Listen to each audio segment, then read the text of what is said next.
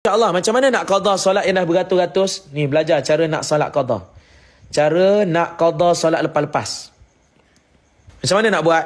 Okey, sebenarnya banyak kaedah, tapi kita umat akhir zaman. Allahu Akbar.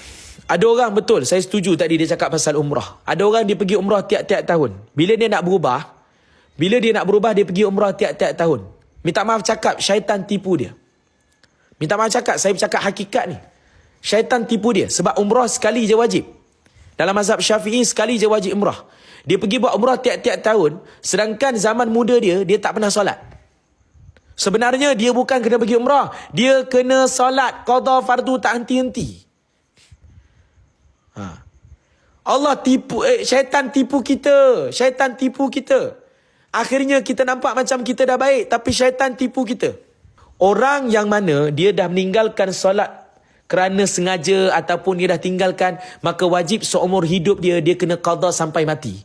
Kalau dia tinggal 20-30 tahun. Sekarang umur 40 dah, tak tahu bila nak mati, maka qada lah sampai mati. So macam mana nak buat? Lepas awak solat zuhur, awak qada zuhur.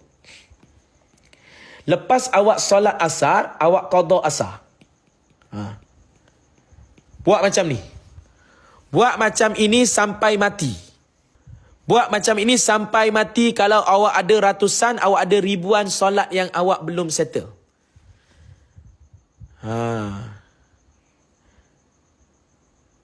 Saya tak bergurau tau. Niat macam mana Ustaz? Niat saja aku qada fardu zuhur. Saja aku qada fardu asar. Kalau lepas zuhur, awak nak qada zuhur 5 kali. Boleh tak? Nak qada zuhur, lepas qada zuhur nak qada zuhur lagi, lepas tu nak qada lagi, lepas tu nak qada lagi, nak qada lagi. Boleh, sebab memang hidup awak kena qada je sepanjang hayat. Memang boleh, tak ada isu.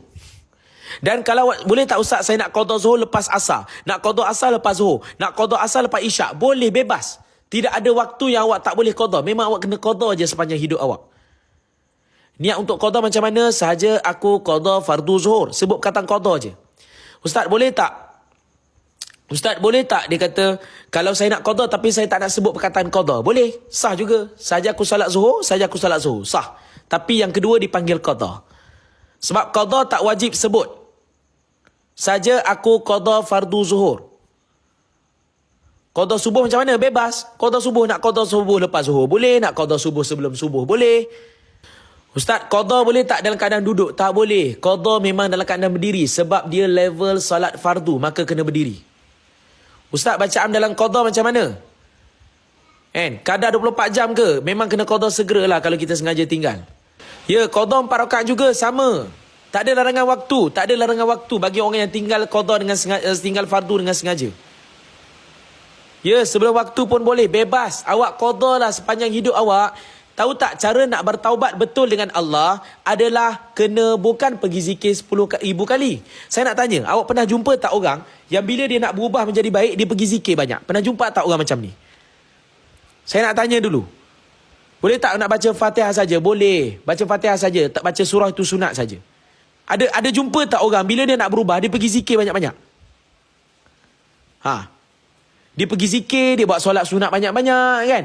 Dia buat macam-macam lah amal kebaikan. Tapi dia tak tahu yang dulu dia hutang orang, dia tak qada solat, dia tak nampak yang tu. Sedangkan yang tu yang perlu settle. Sebab tu saya kata, kesilapan fahaman dalam agama ada 3 benda ni. Amal tanpa ilmu tak sah. Amal tanpa ilmu rosak lebih banyak daripada kebaikan. Amal tanpa ilmu makin buat makin jauh dengan Allah. Ini cerita dia.